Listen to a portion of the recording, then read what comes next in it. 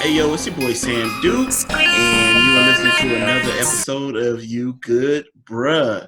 And today I'm very, very excited, man. I got my peoples on with me, a couple that I've been asking to come on for a minute, and and one actually a return guest. I have Warren. That's my How y'all doing homeboy. out You know, there? he was on the Reform Hose episode, just to plug that episode. That was I get good reviews about that episode all the time. Everybody is always talking about that. I have a co-host of the Straight to It podcast, Yes. Nikita, with us, and she's an author as well. So Nikita, go ahead and say hello. Hey, Straight to It, the podcast. Follow us on Instagram, Straight to It Pod. And then, yes, I have a book called Phases. Book 1 is available on Amazon. Okay, perfect. And I also have my friend Heather. She's also a co-host of the Straight to It podcast. Heather, say hello. Hello, good people. I'm so happy to be here. Yes. Welcome, Mikhail. Welcome. And and last but not least is we got Reese Anderson on. She is an award-winning author in my book. I have both of her books, and they're amazing. So Reese, say hello to everyone. Hello, everyone. Appreciate you having me on the podcast, Sam. You want to add me on Instagram, reeseanderson.com, DOTCOM. And again, just appreciate you having me on here. Yes, ma'am. Yes, ma'am. So we're gonna get straight to it, right? Yeah. Yes. Okay. I like that. You see what I did there? But in the interest of time, there's a conversation that's been going on for a while now, especially in our current climate. It's interesting that this is a conversation that still is pervasive through the Black community, and I think that it polarizes what we're trying to do and how we're trying to move the movement forward. First and foremost, I would like to start by saying rest in peace to Brianna Taylor, a young lady who was shot by murderous cops that busted down her door while she was asleep. She was shot 8 times. There's still no justice or no trend in justice going on right now for her. So we just want to put that out there first. But it seems as if there's definitely a divide in what people think is protection when it comes to Black women in society, and how Black men do that. And it's a conversation I've had with Warren and Mikhail and just my boys in general, and I've seen the conversations on social media and the divisiveness and the back and forth of the conversation. I mean, literally, a day of social media can be dedicated to Black men and Black women kind of coming at each other. And so I think from a man's perspective, and this being a podcast that's geared towards men, I think understanding, what protection means as far as Black women in general is something that we need to do, and we need to have these conversations. So to start and just to jump off, I would like for the women that have joined us today to kind of give us your definition of what you think, protection means to you from a Black man, or what you would like to see protection be from Black men to Black women. I guess I'll kick it off. I think for me, and my viewpoint might be a little different. Excuse me, someone's cutting grass outside of my window. But I think for me, it's a little different because I come from a family of Black men who are very protective. So on that front, like I think that, whether that's emotional protection, psychological protection, physical protection, like feeling like you're safe with someone. Like I know for me personally, that's how I want to be protected, feeling like I'm safe, or if something happens that you have my back, whether, or you're protecting me enough to call me out on my bullshit too. So I think it's like twofold there. I know for me, it's how, because I came into this conversation kind of with that same question, is how are we defining protection? So I will say for me that, that's what it looks like for me. I kind of agree with Heather. Basically, for me, it's just have women's best interests, have Black women's best interests.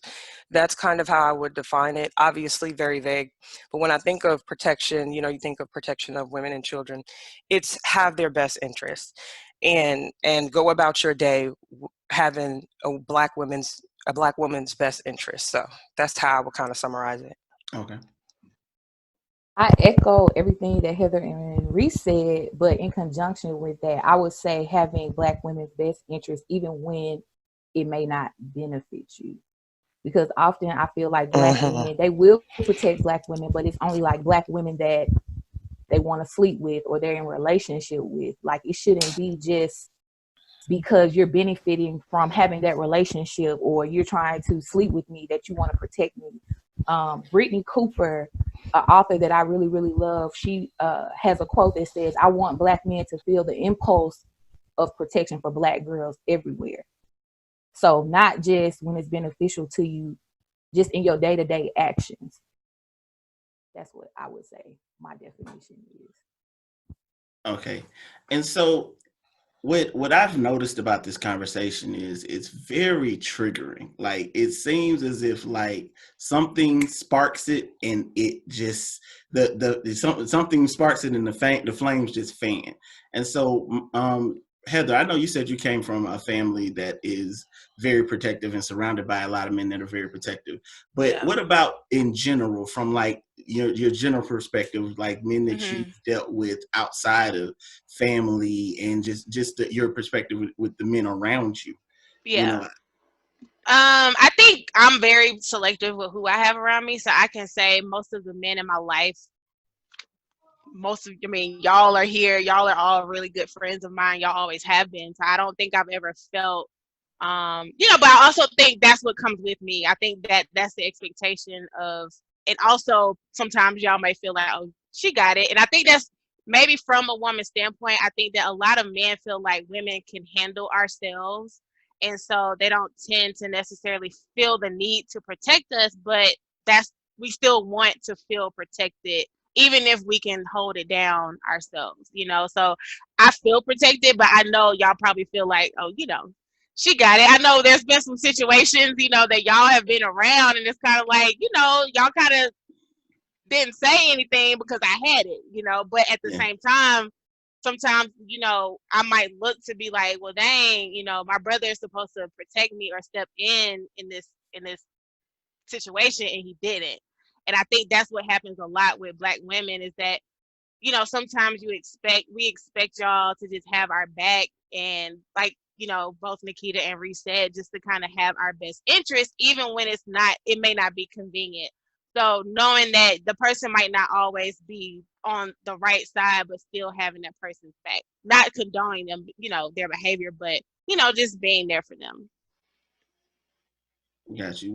What do you guys feel? Because the thing about it is, it sounds like you guys don't personally have that experience, but for some reason, like, it seems as if that is not, I don't want to say narrative, because I feel like I actually am on the side that I don't feel like Black men do enough to protect Black women.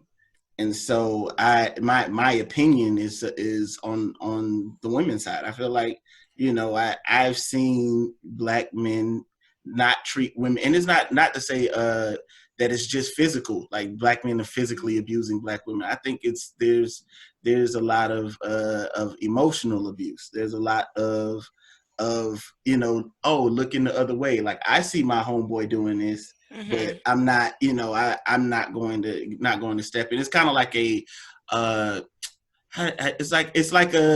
it's like what we say about white people. It's like your silence is guilt, and that's a lot of like. Yeah. Don't go ahead, Reese. You had something to say? No, I was just totally agreeing with you. Collectively, I just think there could be more support for each other within the Black community, just period. But I do agree with the things that you're saying, especially not just physically. Some people focus so hard on the physical behind the narrative, but I think that the mental is even more tiring.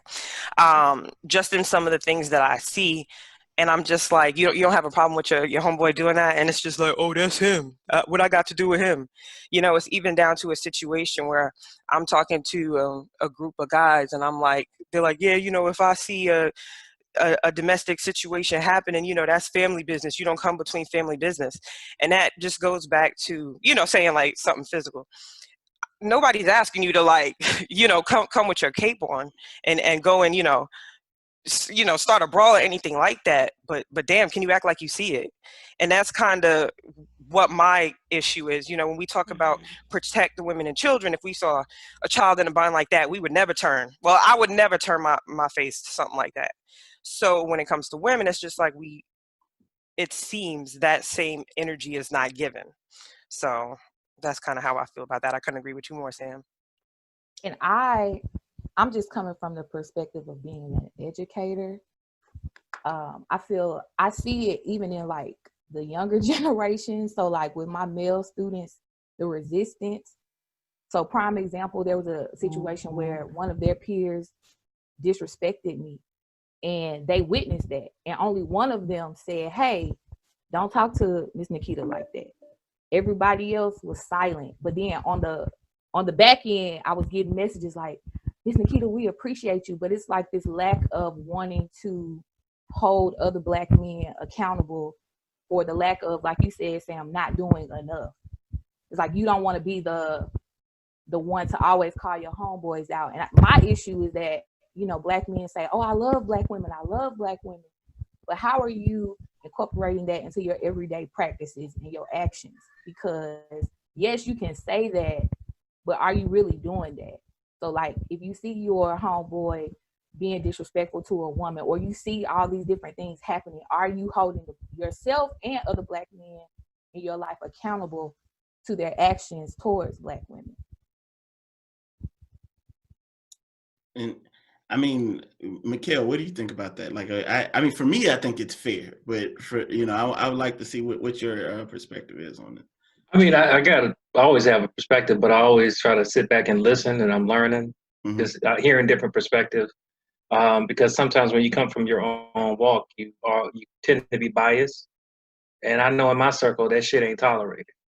You know what I mean? So I can tell you, like, I had one friend that had, I would say a slightly disrespectful or just a negative attitude about relationships in general, and it was expressed towards women, and we ostracized the shit out of him. Like, we basically checked him. So I don't know if it's generational, because on the other side of it, I have a great nephew that had a domestic violence situation in the apartment complex he stayed in, and he made a post about it on Facebook, and I never taught him to, turn the other cheek. So of course, myself and my sister came after him, and his mama, for that matter, because she kind of supported what his position was, because she was like, well, I don't want nothing to happen to my son. I was like, you act like I want something to happen to him, but he has to be a man. Yeah. And so we kind of went through, different ways that he could address it without putting him at risk of, something happening to him, because his brother will apparently the person that was doing it was slightly notorious in his own right. And, there's some high risk involved with it. So the question is, like, do you extend altruistic protection to everybody, or do you just protect your family? And I think that's the part where the rubber meets the road for me. Like, there's layers to this. It's not just one, operating standard. And if I love you, I'll die for you. If I don't love you, I may say something or I may call somebody, but am I going to take a life or risk my life being taken and losing, and my kids not having a father, over somebody that may or may not even respect my family? Like, be realistic is what I'm saying. Personally, I've stepped in when I've seen domestic violence situations. That's just me. That's back when I was real. I always reference my post-therapist kind of psychology. But that was back when I was about that life. Like, I had no problem, snapping. And and it worked in that instance, but it could have turned out another way. Is my point. I'll always stand in the way of violence against women. Period. That's my perspective, and I do feel like we do protect y'all. I just think that what you may define as protection and what that individual man, and in reference, I said man, may view as protection. You know what I mean? Because that's what I'm getting from. That's where I'm coming from. Warren, it looked like you itching to speak. Go ahead. Bro. Nah, I ain't itching to speak. What I was gonna say is, one, don't have me go after Mikhail no more. Okay. My bad. Don't have me go after him anymore, because I had some points over here. He covered most of them. I mean, my main thing was in how I was raised. So Nikita, earlier, I was raised by my brother and my father. So there are a lot of things on the women's side that I'm still learning to this day. Like me and my girlfriend get into it about simple things that I still need to be taught about. To somebody who had a mother around would just know, because they've been around women their whole life. Me, I'm still learning certain things. When it comes to protection, like he was saying earlier, when it comes to my nieces, my girlfriend, my loved ones, anybody touch them, get out of pocket with them. I've told my girlfriend plenty of times I'm willing to do 20 years when it comes to y'all, when it comes to protecting y'all. But as far as an outside situation, I heard, I don't know if it was Reese or Heather, talk about the domestic aspect of it. My brother raised me to say, like, when you see domestic disputes, don't get involved. Because when cops get involved with domestic disputes, they already had their hand on the trigger, because at that point, certain people are willing to lose their life, or they ain't in the right thought process.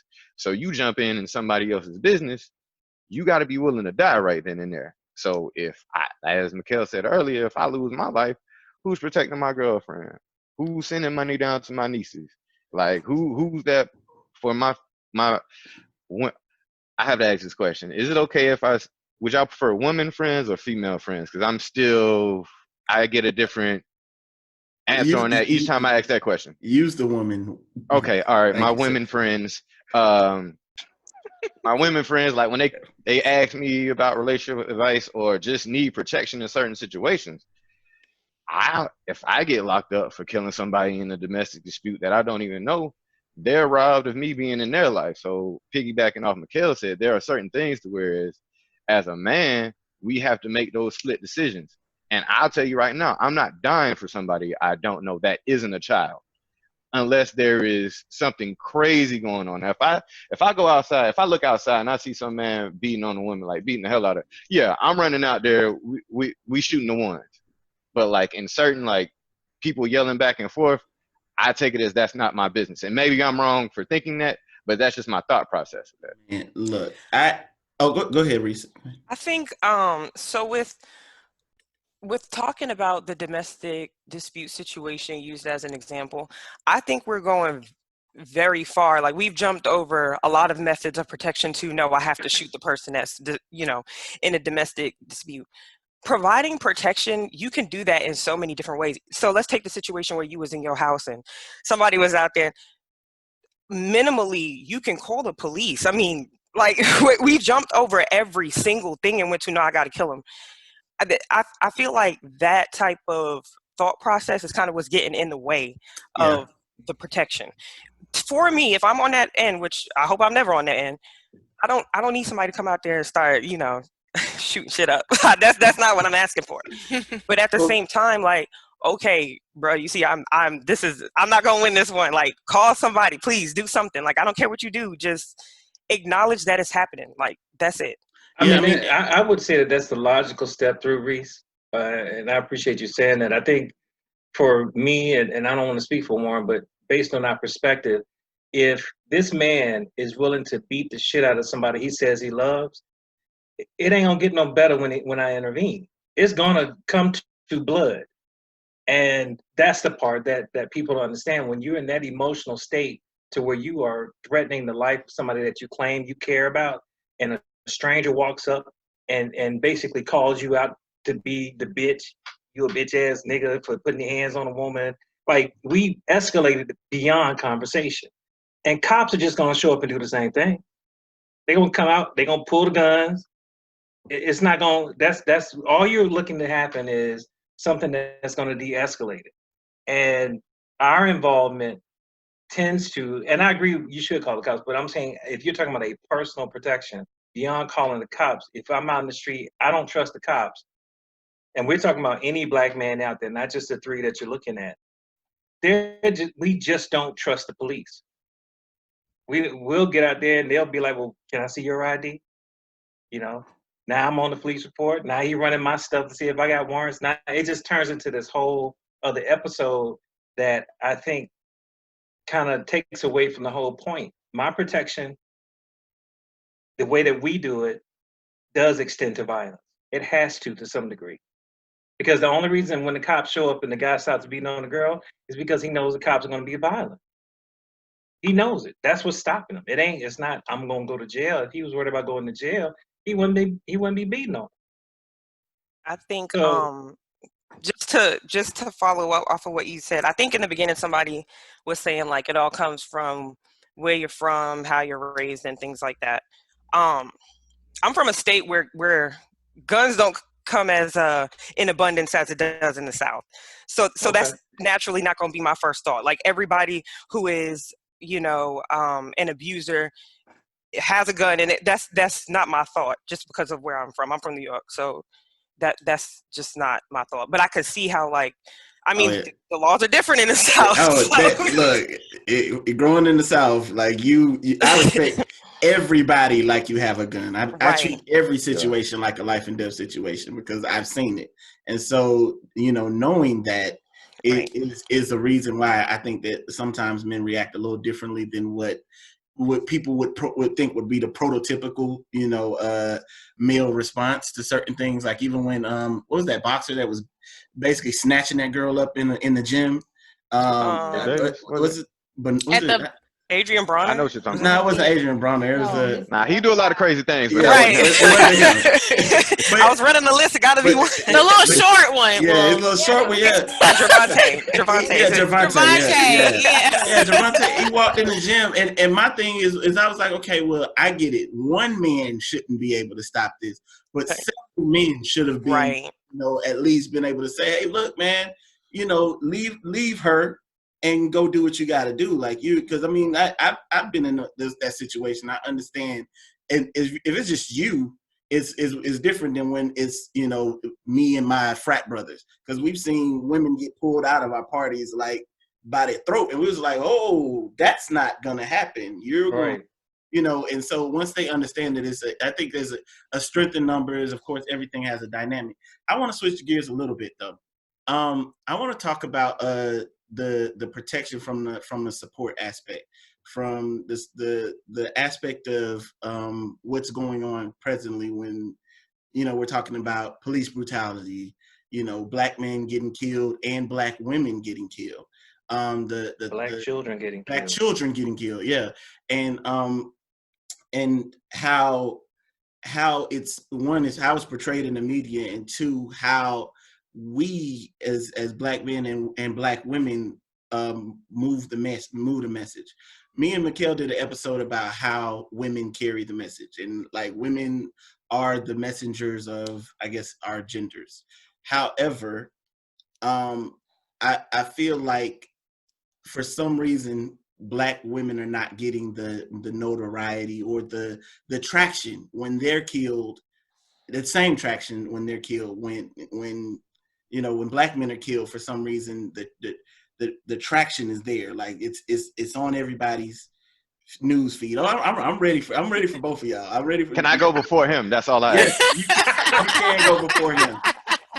Yes, you can go before Mikhail. But what I've noticed is, and that's, I know this, some of it is a narrative and some of it isn't, but what I will say, this is my opinion from that standpoint, I feel like black women are on the forefront of this movement that we have right now, this Black Lives Matter movement, and on the reverse side of it, I don't think men operate in that manner where we're gonna be on Twitter all day, tweeting and getting creative about how we get the message out. And so, Warren, you can go ahead and start.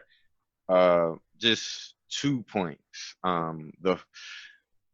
I personally feel the reason why, and when I say this, all deaths are equally as important. I think the reason why there's reaction with let's take George Floyd as opposed to Breonna Taylor. And I've gotten into arguments about this. I think the reaction is different between those 2 deaths is because seeing is believing. With Breonna Taylor's unfortunate situation, that's a story.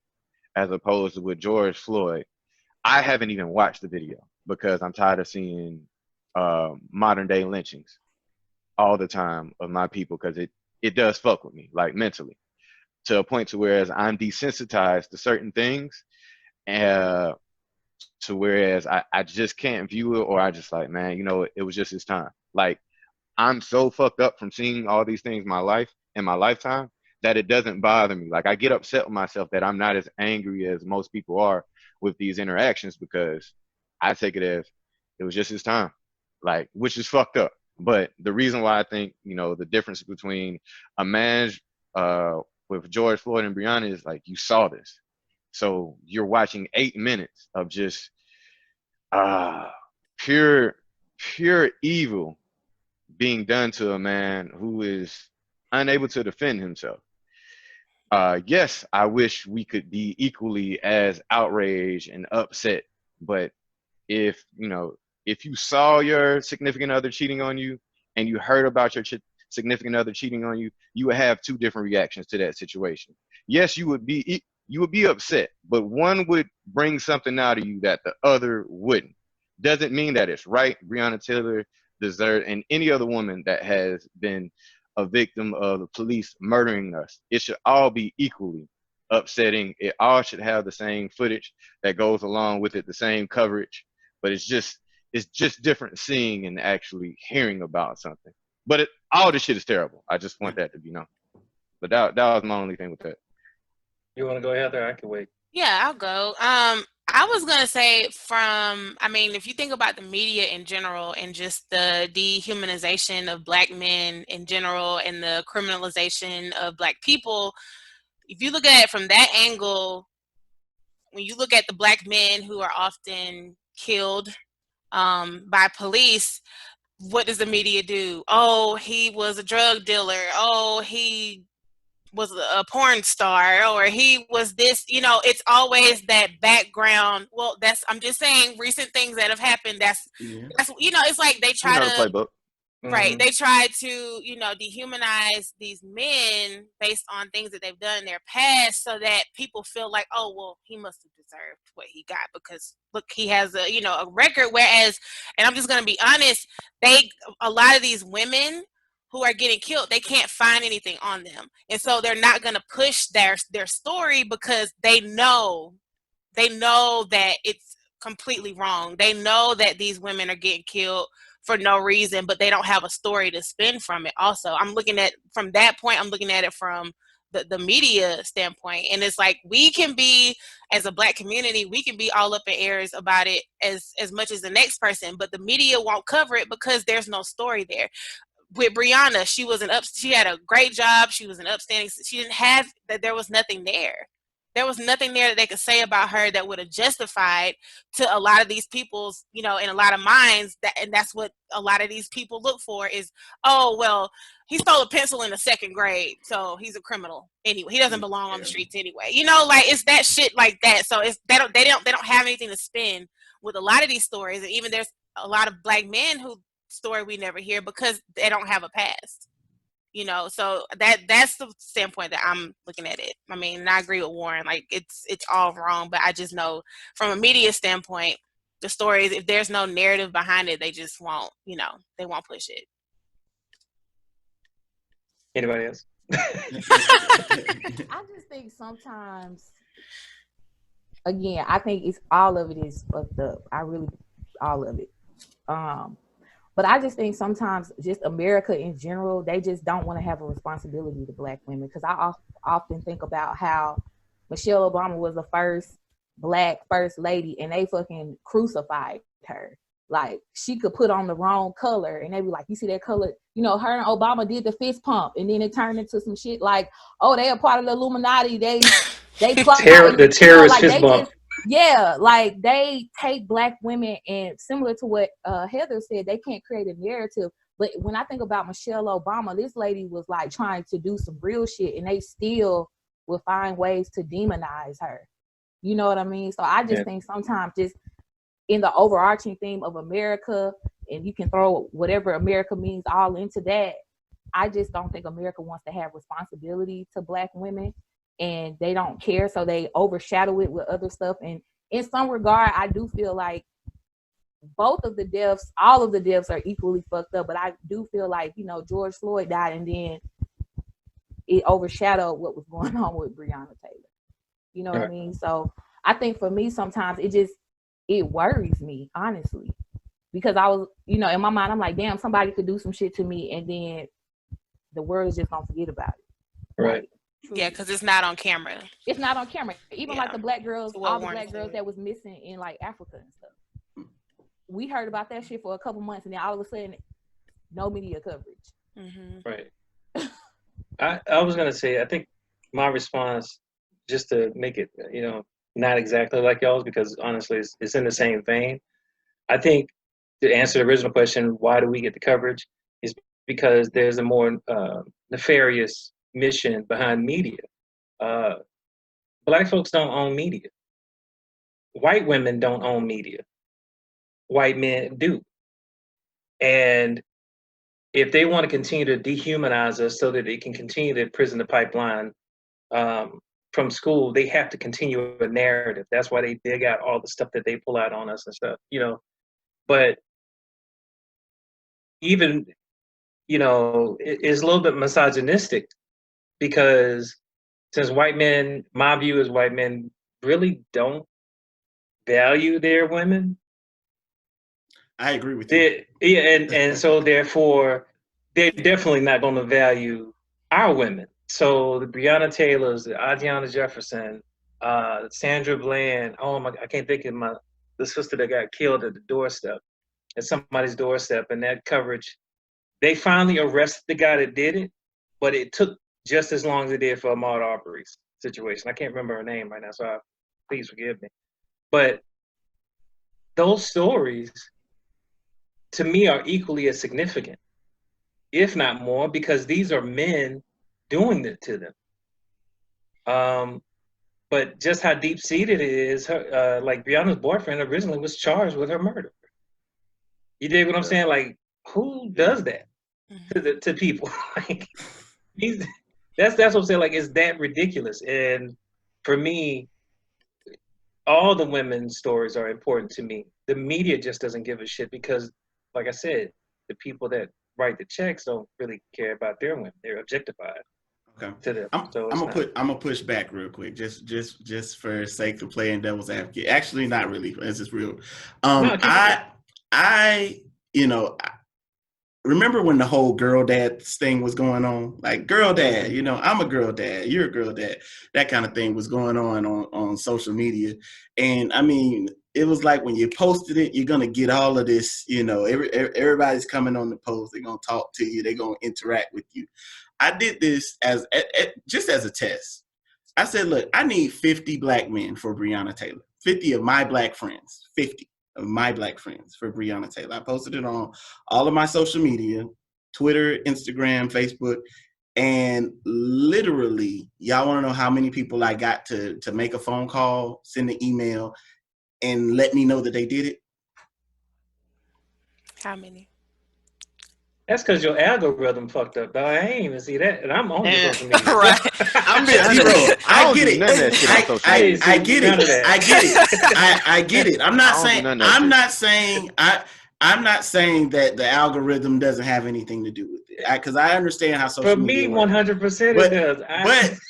But what I'm saying to you is this: the women that I follow saw it. The women that I follow saw it, and they posted under it. They're just like, so where are all the girl dads?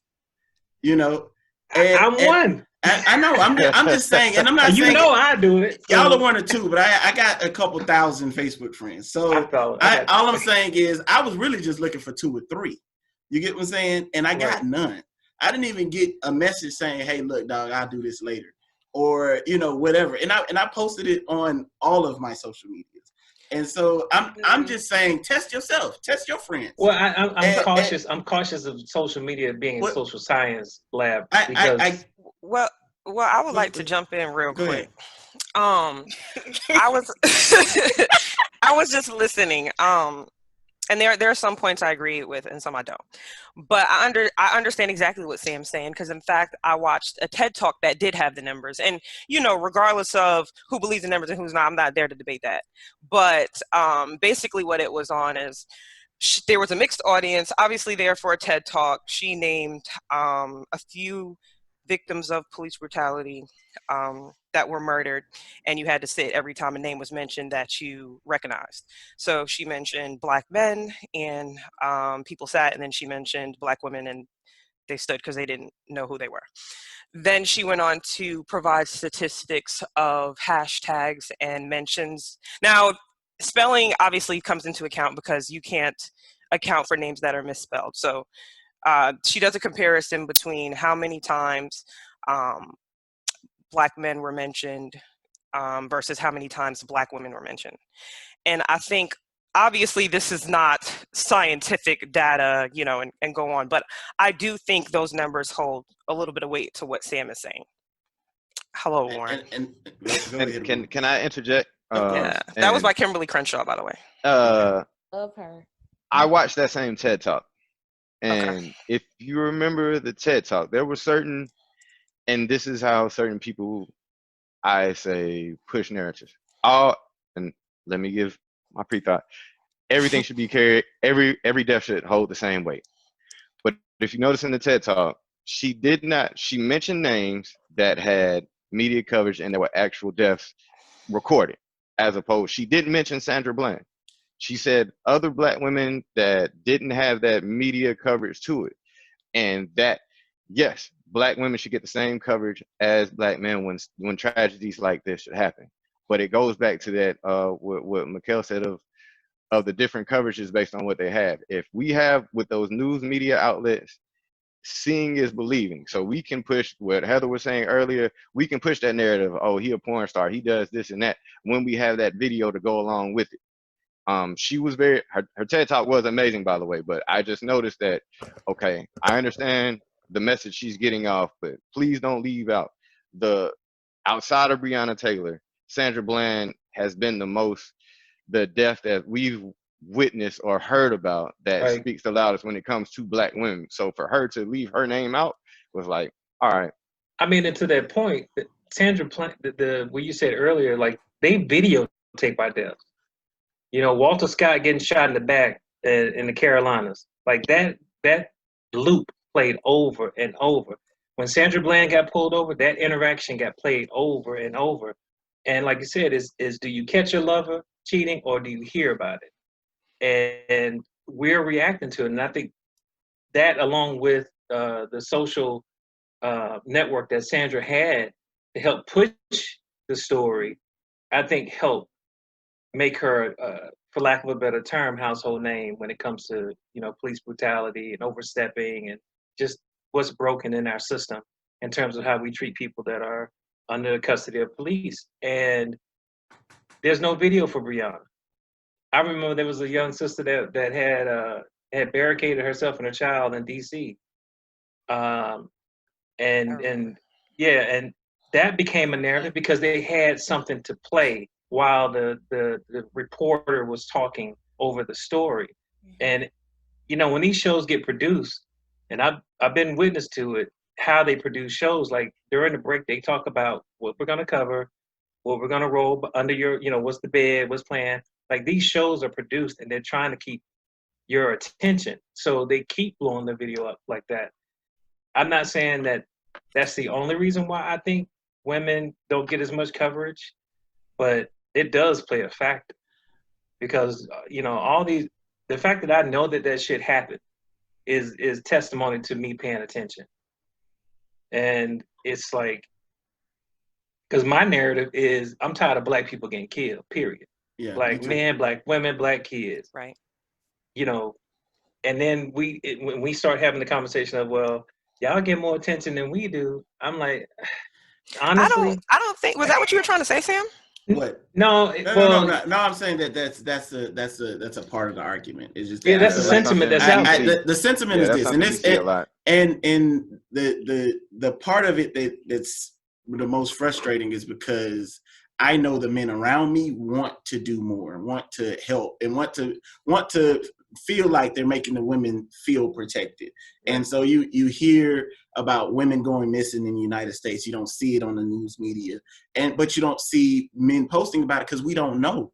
And it's not, and ignorance isn't an excuse, but it's like literally we learning about this stuff when we see it either on the news, on social media, and from my perspective, it seems as though women are the ones running the Black Lives Matter movement, running the grassroots movements. The work that Tiffany Mallory is doing out in Kentucky is ridiculous. Mm-hmm. Like it is women that are on the forefront, and they're going to bat for Black men. And I'm not saying they're not going to bat for Black women, but I'm just saying that at some point as Black men, we're going to have to raise the bar for what we need to do to kind of bring about some type of, I'm not saying we're going to control the media, but we gotta be more aware of what's going on. That's just my point. That's the point I'm trying to make. Can I just add, as far as like Black women leading the movement, I feel that is the proper steps, because none of the women I know have become desensitized to a lot of this shit like a lot of my Black male friends have. They still have that same anger. They still have that same rage. They still have that same passion that they had early in life that they do now, seeing these stories. Like when I watch the protests and I can see the pain, anger, fear on Black women's faces as they go out there. Somebody like myself who said early, and it's very ignorant on my end, to see a brother dying in the street and just think to myself like, damn, it was just his time to go. Not upset about the structure that is put in place to kill our people, just at a point to where it's like, it is what it is. I don't want to be at the forefront because mentally I'm fucked up and not able to do whatever. Now, if Heather, Nikita, or Reese said, hey, Warren, I need you to do X, Y, and Z, I'm there because I know what they're about. Well, I just met you today, Nikita, but I can tell you about that life. So, she is. She's the hood evangelist. TTG.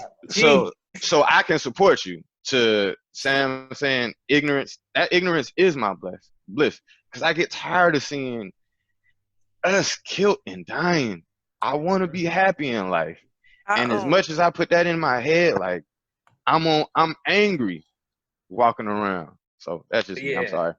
I wanted to say this, Reese. I agree with Warren about the desensitization, and I think, like, for me, I mentioned some, like Walter Scott. I've seen people get killed in front of me, and I watched George Floyd be murdered, and Alton Sterling. But I'm saying this to say, it didn't enrage me the way it should have, and it was at the last moments of his life when he called out to his mother. Mm-hmm. I could have taken somebody's life right there, and that's where I'm comfortable saying, and I don't often speak generalizations, but I'm gonna say this: we Black men need y'all in front of us, because where we are right now, we gonna kill a lot of motherfuckers. Like, we are hot, like, and we're trying to keep it together, and it's really hard day to day, and they're pushing our buttons every day. Like, we are at the brink. I went to the gun store yesterday to go pick up my rifle. I ain't saying I'm about to go do something with it, but I went and picked one up. That store was full of Black men. I mean, buying shit off the shelf, like bam, bam, bam, just all across the counter. Now, I'm an avid shooter. I never had an AR. I had pistols. I go out shooting with brothers stuff. I would go to a gun shop, and I would probably be the only Black man in there for years. That is not where we are right now. And y'all have an ability to transfer emotions in a way that men have not learned yet how to do it. I'm a therapist, and I'm that way. I'm practiced, and I'm still struggling with it. So I can imagine a brother Warren or Sam or anybody that is not practiced in it, that doesn't know the coping mechanisms the way I do, how they're keeping it together. If I when I did Ryan's show, when we went off air, I mean, it was a totally different conversation.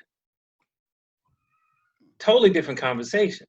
And it's just that energy that we have right now, our ability is, unfortunately, violence. Our ability is the ability to destroy that which opposes us. And since we don't want to do that, I'm not trying to put it on y'all, but know that if they put a hand on y'all while y'all talking, y'all probably should just step back, because it's about to be a huge explosion of violence, because that's how we feel right now. And this is just it's a different time. I even talked to my father about it, and he was like, yeah, this is different. This is different than what I lived through. He said, this energy is different. Everything he's seeing is nothing like what he experienced through Martin Luther King and all the other stuff. So that's my cautionary tale, is like, I don't know how to be diplomatic about it. That's my being vulnerable in this conversation. I don't know how to be diplomatic about it anymore. Mm-hmm. They don't get it. And they're attacking the brother that was in New York City, Black Lives Matter leader. Mm-hmm. When he was like, if they don't get it, let's just burn this shit down and build it back up the way it should be. Yeah, that's about as eloquent as we can get right now. Yeah. Like, and that's just what it is right now. Mikhail, I couldn't have said it better myself. Reese, did you have something to say before we wrap up? Yeah, as much as it pains me to agree with Warren. No, I'm kidding.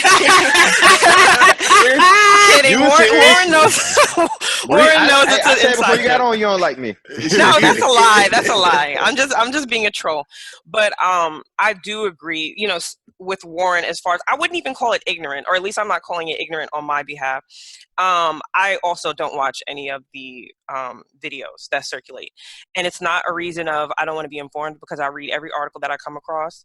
But my mental right now is not in a place to handle watching ongoing, modern day lynchings of Black people. It's just not. And if someone wants to, go back and forth about that, as far as it making me ignorant, even though I'm receiving the same message, just not through a visual, then we can do that too. But I do agree, you almost have to step back. Now, how that comes into play with, the necessary support for Black women, I'm not sure about where that step is.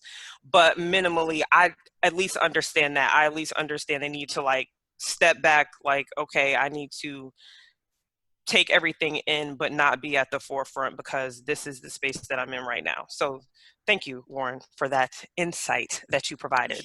Man, look, if we're about to wrap, because some people have to go, but in one word, because we have some real work to do here, guys.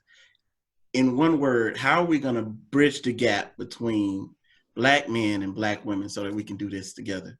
One word. One word. One word. Shit. Mine is understanding. That's what I'm going to do. The shit is one word. Wait, I'm a challenge. See, that's some bullshit, Sam. You came up with the question, so you already had the answer. I had the answer. Yeah. That ain't fair. Your answer should have went last. Okay. All right. Okay. Wait. All right. Well, somebody take understanding. I'll get another one. I'll take understanding. Who got one? I would say accountability. That was when I was going. Took that one. It's so necessary. Hold yourself accountable for the shit that you have to unlearn, so that then you can go and have that understanding with a Black woman or a Black man. Because Black women, we got work to do too, but we doing more of it than Black men, in my opinion. So accountability.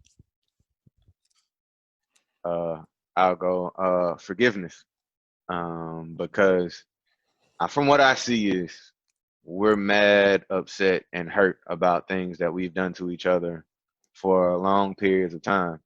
And until we're able to forgive each other, we won't be able to walk hand in hand with each other. Yeah. I'll follow up with that. Oh, go ahead. No, you go. I just thought you was going to take mine, but you could go. Well, mine kind of follows up with what Warren said. My word is empathy. I think that we all, like men, women, we have a tendency to, instead of like understanding each other's feelings and sharing those feelings, we respond defensively, or, well, men do this too, or women do this too. And so until we're in a space where we can really share and understand each other's feelings, then we're just going to keep going at it. So I think empathy needs to definitely be a big factor in that. For me, it would be consistency, so after everything happens and, as far as empathy, understanding, we need to be consistent with the things that we're doing. We can't, agree and nod our heads on this call and then step away from this call and completely forget everything that we said that we were going to do. So just staying consistent in the want to bridge the gap between Black men and Black women. Oh, you can go, Mikhail. All right, mine is atonement. The SAT word. I got to Google real quick. Yes. Oh, man. Yes, atonement. I'm here for it. Well, yeah, we don't pour into one another enough, and I think part of it is sometimes we're worried about looking like a fool or all this other social shit that don't really matter at the end of the day. If you feel like, I feel like if you believe that I will give my all to you, that'll open the door for you to give your all to me. And it's just a better way to build a bond that is, it creates a level of protection that you don't even have to talk about. You know what I mean? Like, it's just there. Like, even though we're men, we like to feel protected too. And if you ask a man anything he's ever wanted from a woman, number one thing he'll say is loyalty. She got my back.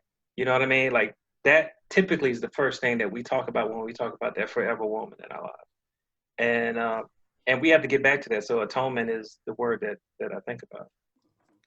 Mine is reconciliation. I think it's just time for us to just, put the old stuff behind us, look at what we have to accomplish and move forward hand in hand. This is a dope ass picture that I bought from a cool artist. His name is Corey Whitehead. His art has been featured in all kinds of like African American urban type movies and even Tyler Perry shows and that kind of thing. Corey is a dope ass artist. You guys support him if you can. And I really, really appreciate all you guys for taking the time out to have this conversation today. It has uplifted my spirits, and I'm going to have a great Saturday. I really appreciate all of you. And for the people we need to do it more. Yes, we got to do this more. We got to do this more. And for the people, invite me, Heather. We got an episode for you, Warren. Come You're on the docket. Trust me. Right. And for y'all, the straight to it. You good, bro, would love to sit with y'all as well and do a podcast as well. And yeah, so I mean that's it, man. If you follow us on Instagram, You Good Bro Podcast, Facebook, You Good Bro Podcast, and Gmail is You Good Bro Podcast at Gmail. Thank you guys so much. I am Sam Duke, and I am good. Everybody has to do this, okay? I'm telling Mikhail, I'm good. Warren. Oh, I'm Warren Pettis. I'm good. Nikita. I'm Nikita Haney, and I'm a good Black woman. Heather. I'm HQ, and I'm good. Reese Anderson, and I'm good. All right, and just like that, we are going. Thank you guys so much. Love y'all. All right, love you. Love.